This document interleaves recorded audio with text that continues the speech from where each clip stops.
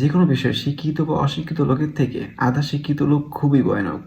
মানে আধা শিক্ষিত লোক বলতে আমি বুঝাতে চাইছি, ধরেন হচ্ছে একটা স্কুলের টিচার, মানে হচ্ছে খুবই ভালো, পারদর্শী এবং হচ্ছে ভদ্র নর্ম, সমাজে ভালো একটা নাম আছে, মানে হচ্ছে তার সম্মান দেওয়া যায়, সম্মানের যথেষ্টপূর্ণ ভূমিকা রাখে। সেই লোক দিয়ে যদি আপনি নির্বাচন করে জাতীয় সংসদে পাঠিয়ে দেন, কিন্তু সে কিন্তু রাজনৈতিক সক্রিয় না এবং রাজনৈতিক ব্যক্তিত্ব না, কিন্তু সে ভালো লোক এবং হচ্ছে সৎ লোক। তা সেই দেখে কিন্তু তারা রাজনৈতিক নেতা হিসাবে যদি সংসদে পাঠিয়ে দেন, তারা দিয়ে কিন্তু দেশ পরিচালনা হবে না।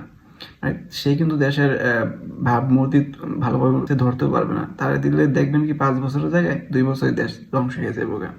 মানে আমি বলতে চাইতেছি, কালকে হচ্ছে প্রথম অধিবেশনের দ্বিতীয় দিনে এক প্রথম সারির এক নেতা মানে হচ্ছে একটা বিষয় নিয়ে কথা বলতেছিল। মানে বিষয়টা হচ্ছে যে উনি বলতেছিলেন যে গণভোট সংবিধানে নাই, তাই হচ্ছে এটাকে বিল আকারে পাশ করে দেব, তারপর পাশ করলে সংস্কার কইরা সংবিধানে ঢুকাইব, তারপর কার্যকর করলে হচ্ছে গিয়ে এটার মানে শপথ নিব, মানে এটা শপথ নিয়ে যে কথাটা বলেছিল।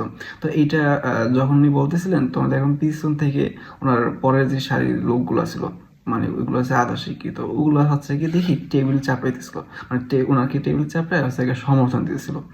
মানে কি বলবো ভাই, একটা লোক ভুল বলতেছে, মানে তার ভুল বলতেছে, সে সাথে আছে সঙ্গ দিতেছে পিছনেগুলা।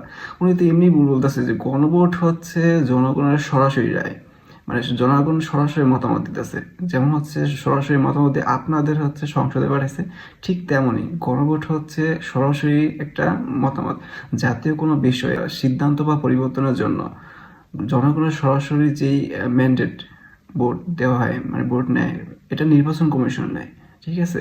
সেইটাই হচ্ছে গণভোট এবং হচ্ছে ওইটা কার্যকর, মানে এই সংসদই হচ্ছে গণতন্ত্রের, মানে জনগণের জন্য, এবং হচ্ছে জনগণের রায় হচ্ছে গিয়া মুখ্য বিষয়। সেখানে তো আপনার সংসদ দেখে বা সংসদের রায় দেখে সংসদের আইন দেখে তো কোনো লাভ নাই, ঠিক আছে? সংসদই তৈরি হয়েছে গিয়ে এই মানুষের জন্য, জনসাধারণের জন্য, এবং এই জনসাধারণের কারণেই হচ্ছে গিয়ে সংসদ পরিবর্তনও করতে হইব, মানে সংস্কারও করতে হয়। আর গণভোট বেশিরভাগ পরিচালনা হয় হচ্ছে গিয়ে সংবিধান সংশোধনের জন্য। আপনি যদি সেটা এই গণভোটকে যদি আপনি সংবিধান সংশোধন করে এটা ঢুকে যদি কার্যকর হয় তাহলে সে মানবেন, তাহলে ভাই গণভোট আগে নিছেন কেন? এটাই তো প্রশ্ন। মানে এই সব ভুলভাল কয়েকজন বলে, আর পেছন থেকে হচ্ছে আধা শিক্ষিত যে লোকগুলো আছে না, ওগুলো হচ্ছে গিয়ে সমর্থন করে। মানে ভাই বলে বললে সমর্থন করে লাভ নাই। আপনারা যদি মানে এইভাবে যদি সমর্থন করতে থাকেন ভুলভালের ভিতরে, তাহলে ভাই দেশ আর দেশ থাকবো না, কি বলবো।